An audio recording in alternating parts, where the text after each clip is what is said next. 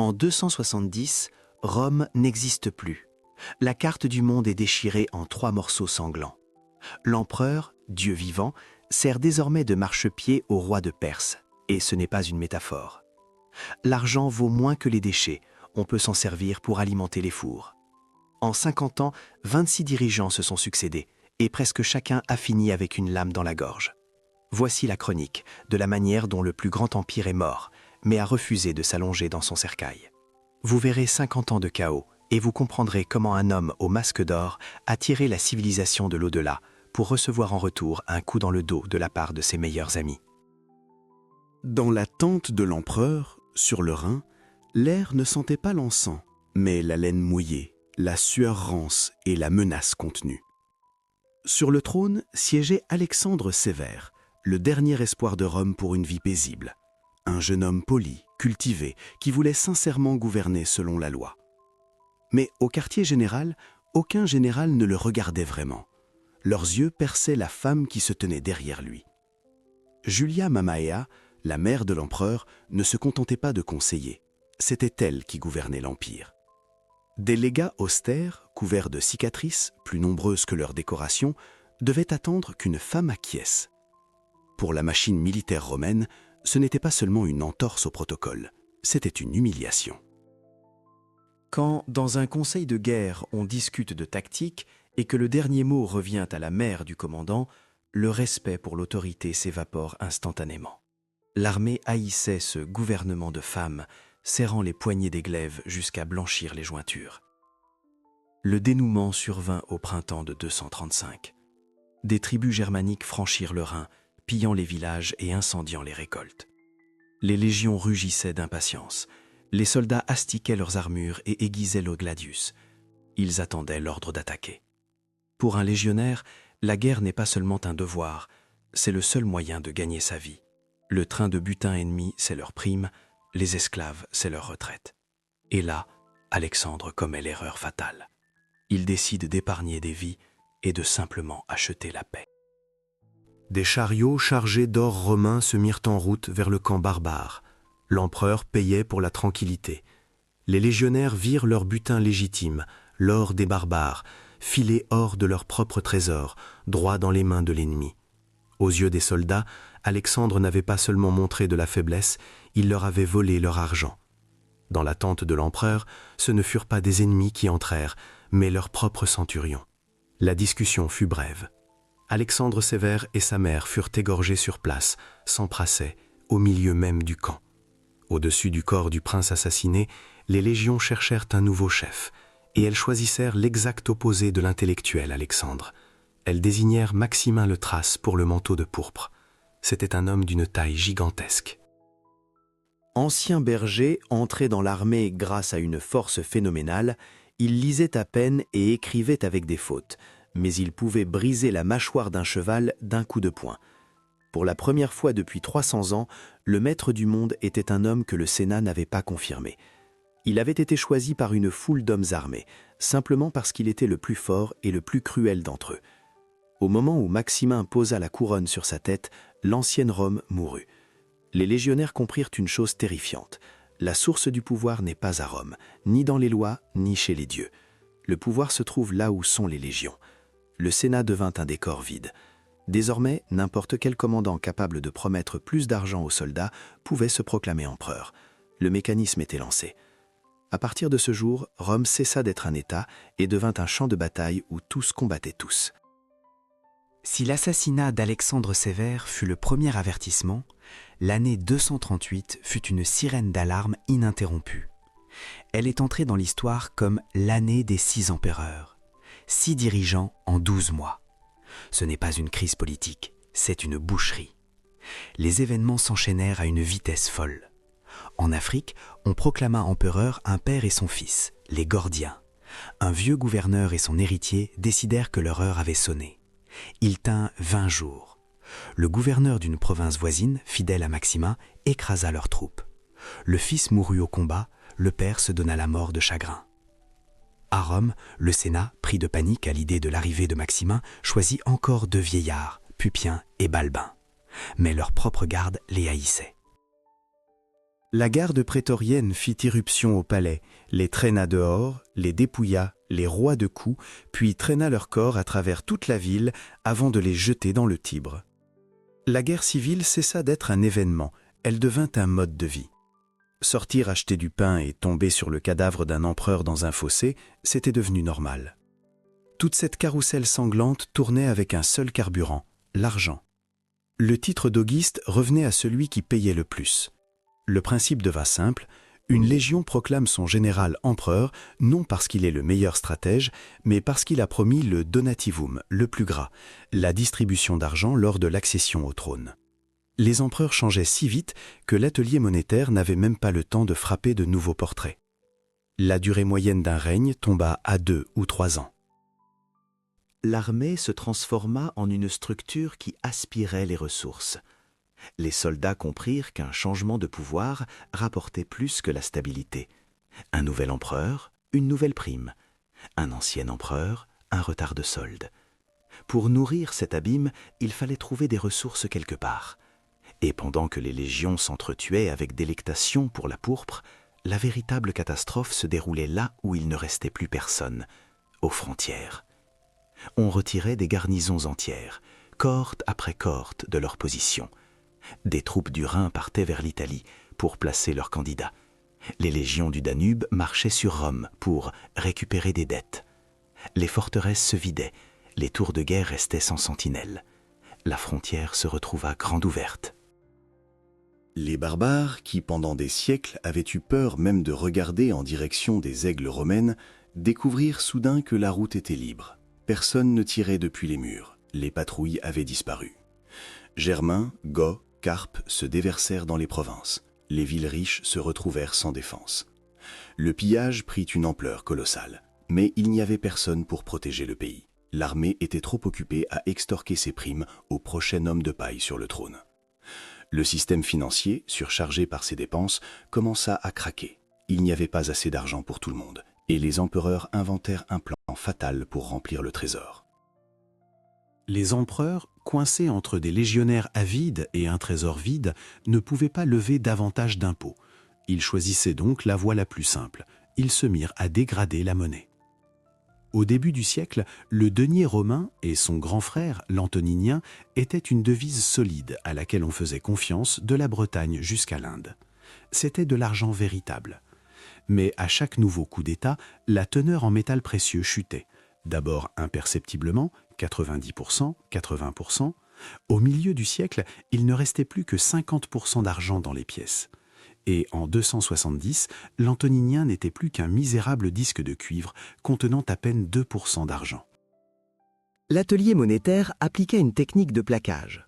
On plongeait un flanc de cuivre dans un bain acide contenant de l'argent, créant une pellicule brillante extrêmement fine. Mais cette pellicule s'usait en une semaine d'usage, et dans la main d'un marchand, il ne restait qu'une sale pièce de cuivre. L'État se mit officiellement à payer les gens avec des faux. La confiance dans l'argent disparut instantanément. Le marché répondit par une inflation d'une brutalité extrême. Les prix montèrent en flash. Un sac de blé qui coûtait autrefois 10 deniers se vendait désormais 1000. À un moment, les marchands cessèrent tout simplement d'accepter les pièces. À quoi bon un sac de cuivre si demain on ne peut rien acheter avec ? L'économie romaine, la plus complexe et la plus développée du monde antique, régressa jusqu'au troc le plus primitif. Les soldats furent les premiers à exiger leur solde en nature. Les empereurs durent prélever l'impôt non en argent, mais en blé, vêtements, cuir et métal, pour distribuer directement des rations aux légions. Un empire immense se transforma en un entrepôt géant. Le coup le plus dur frappa l'épine dorsale de la société romaine, la classe moyenne urbaine, les curiales. Ces membres des conseils municipaux étaient, depuis des siècles, responsables de la collecte des impôts dans leur cité. Avant, c'était un honneur, maintenant, c'était une malédiction. Les règles étaient strictes. Si la ville ne réunissait pas la somme d'impôts exigée, les curiales devaient couvrir la différence sur leurs propres biens.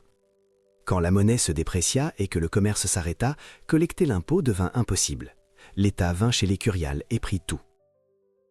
Les gens vendaient maisons, terres, biens pour payer le trésor.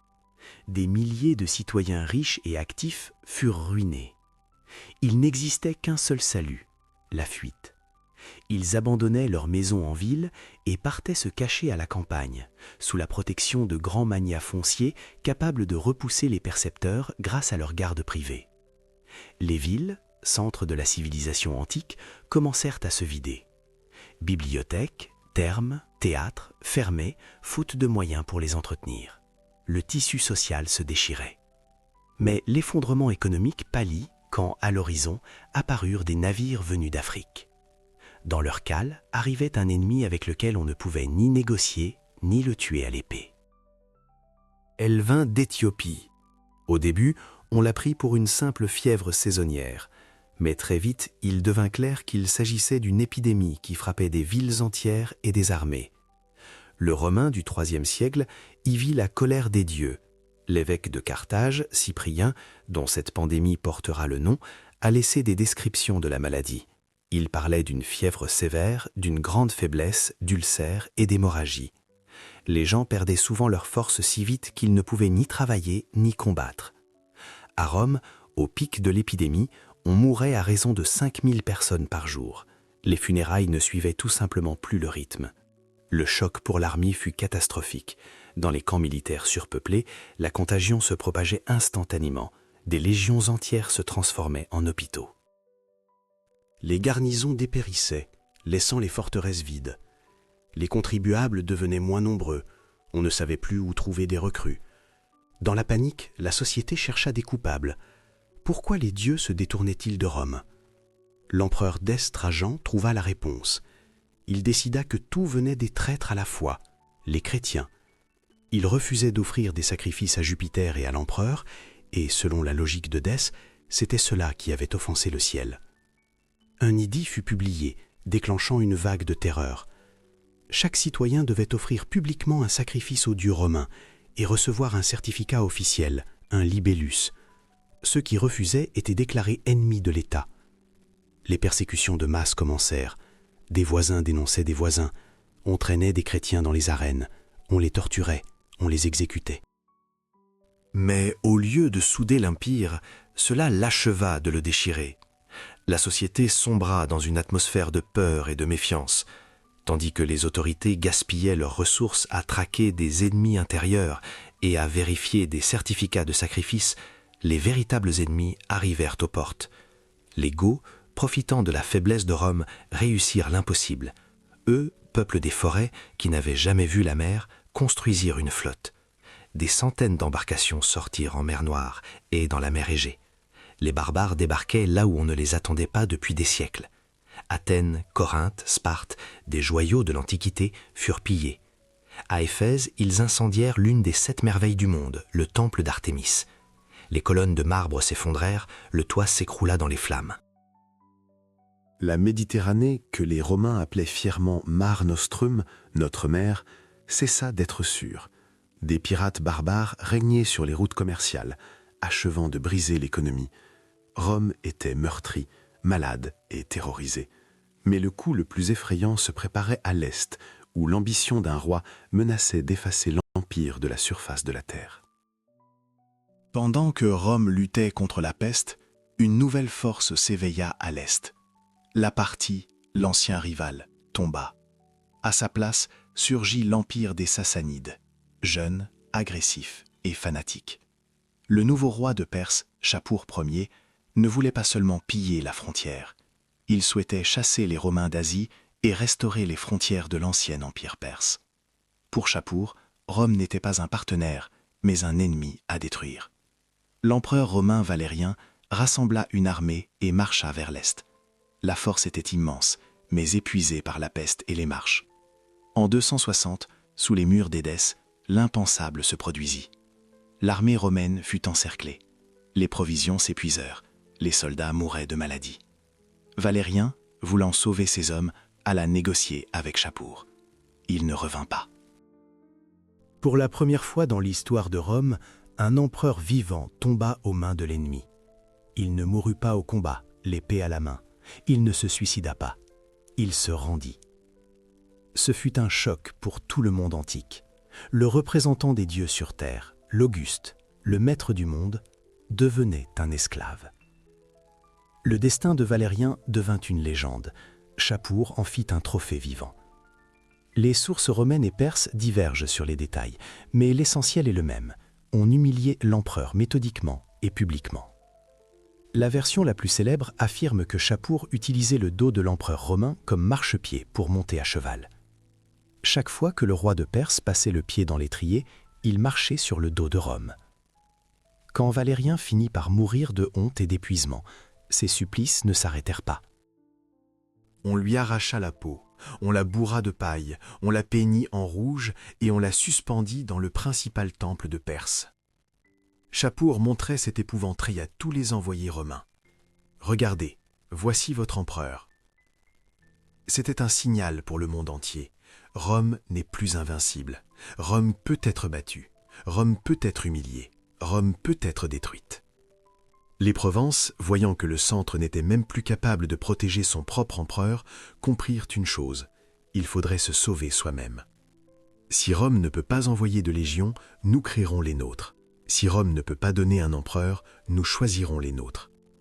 L'Empire commença à se disloquer. En 260, la carte de Rome était déchirée.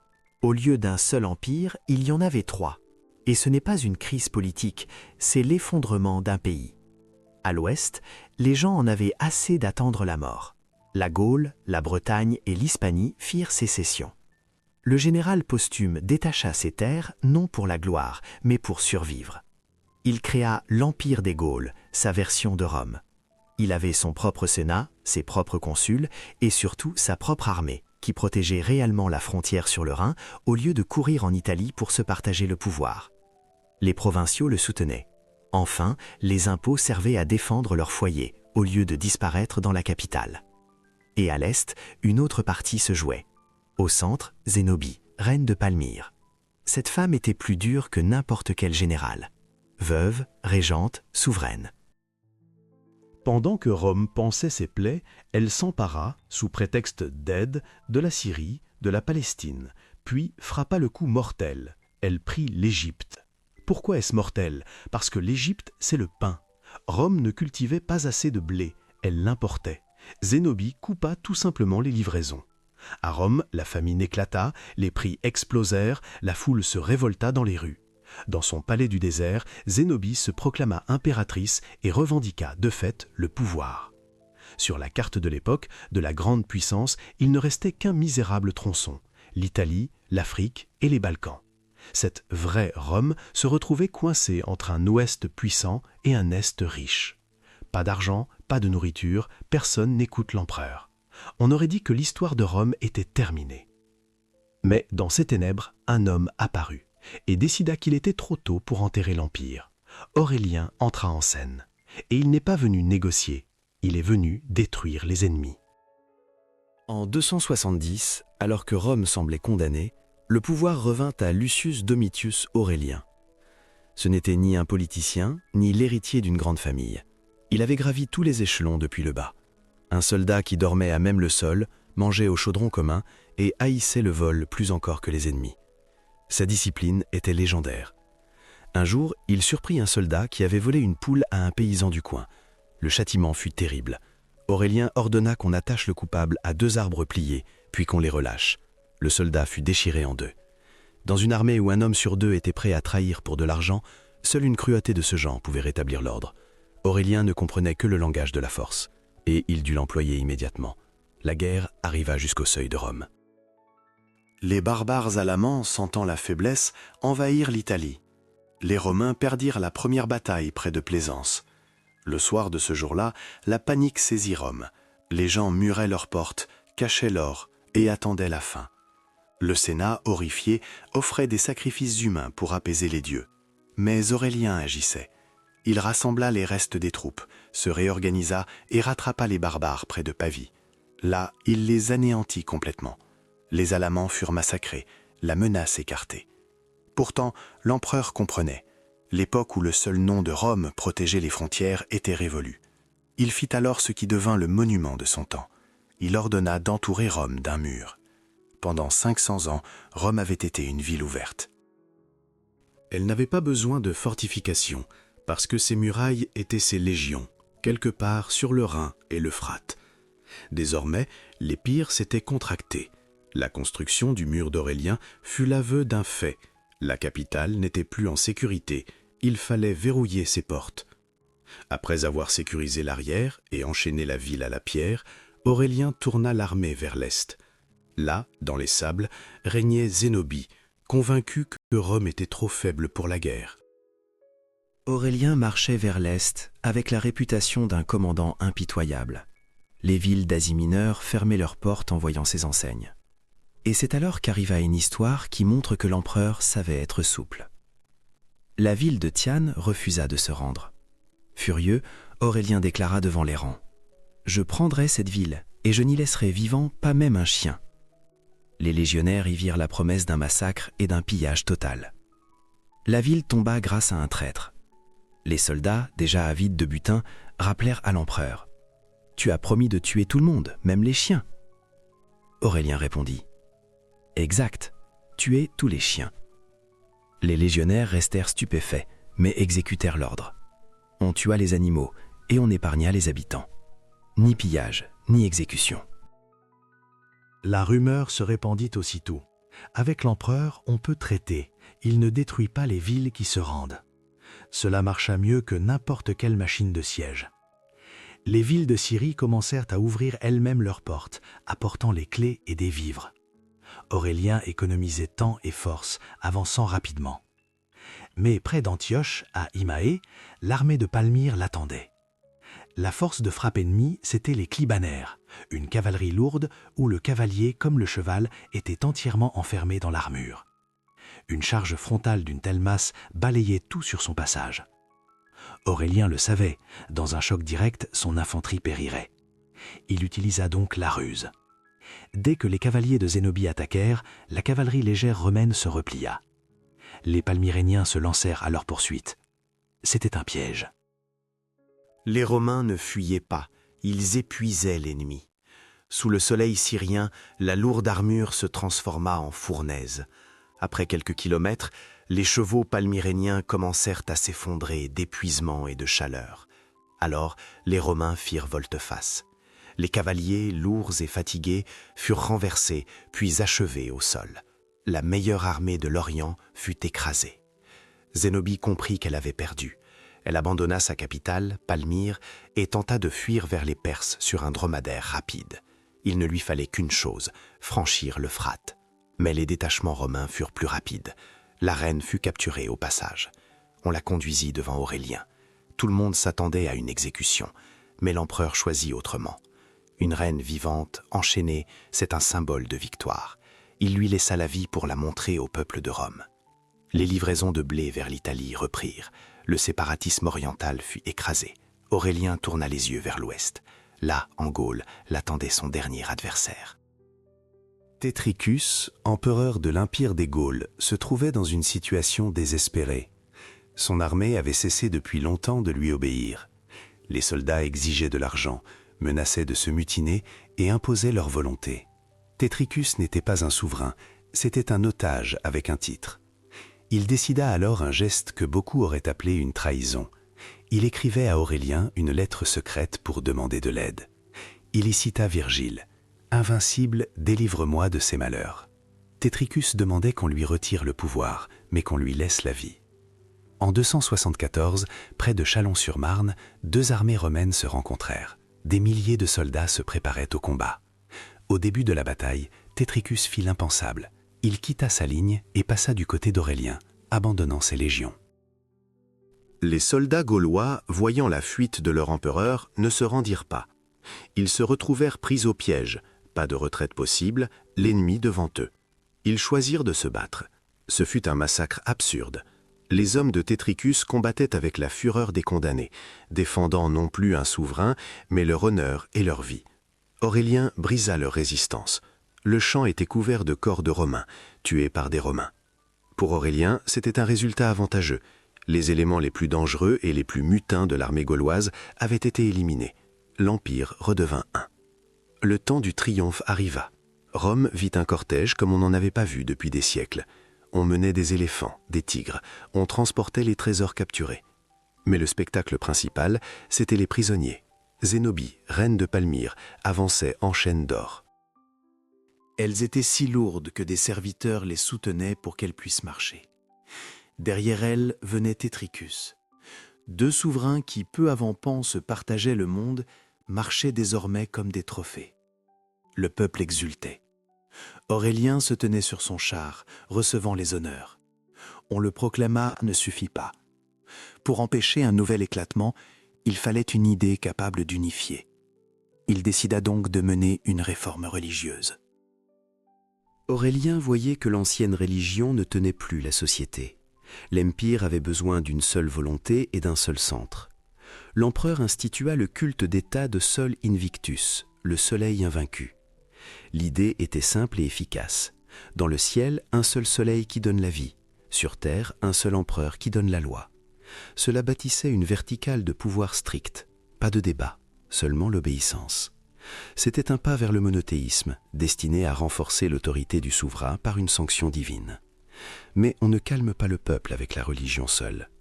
Aurélien connaissait parfaitement les besoins de la plèbe romaine. Pendant des siècles, on distribuait du blé, qu'il fallait ensuite moudre et cuire. L'empereur changea ce système. Au lieu du blé, on commença à distribuer du pain déjà cuit. Mieux encore, on ajouta de la viande de porc et de l'huile d'olive à la ration. L'État prit sur lui l'obligation de fournir aux citoyens une nourriture de qualité. Cela donna à Aurélien une popularité délirante parmi le peuple. Fort de ce soutien, l'empereur s'attaqua au problème le plus douloureux, les finances. L'atelier monétaire de Rome était gangréné par la corruption. Pendant des années, des graveurs et des responsables volaient l'argent métal, frappant une monnaie médiocre et s'enrichissant. Aurélien décida de rétablir l'ordre et de rendre sa valeur à la monnaie.